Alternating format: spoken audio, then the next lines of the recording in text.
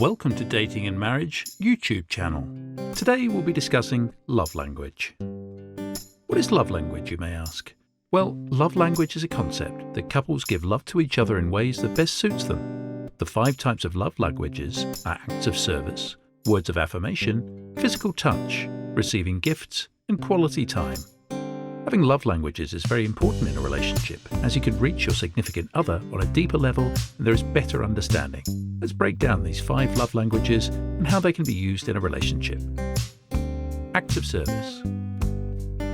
Firstly, with acts of service, a person in a relationship who favours acts of service as their love language is appreciated when someone goes out of their way to do things that help support and eases the stress out of your day.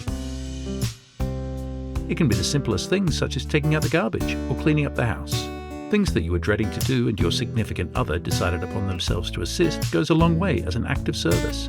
It is greatly noted when it is done without the other person asking you to do it, and just the thought that counts.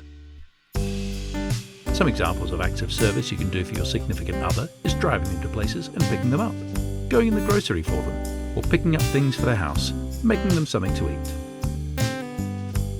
Words of affirmation. Words of love are the most important thing to people whose love language is words of affirmation. Words such as "I love you" and "I care for you" during the day and night show affection to your significant other. Reassuring and complimenting your partner on their looks and things they are doing well can be beneficial as it improves their state of mind throughout the day. It leaves an impact on them after receiving reminders and notes of how much they are appreciated via text or phone calls. When they are at work and you tell them how great they are doing, it goes a long way and is never taken for granted. Physical touch. The love language of physical touch is a major form of affection for couples. When a person enjoys physical touch, they would love to be in your personal space and in your presence as much as possible. From just holding hands while watching television or playing in the hair while laying in bed, your significant other would love physical touching a lot. It is important that connecting by some form of human touch happens every day as it brings your significant other comfort and warmth. Some see it as a source of protection for shields being hugged and cuddled. Receiving gifts. Receiving gifts as a source of love language may be seen by others in a negative light, but persons who desire and need this love language appreciate the thought process more than the gift. It makes them feel heard and noticed when you get them something they're worth talking about, or just saying the dream they get something.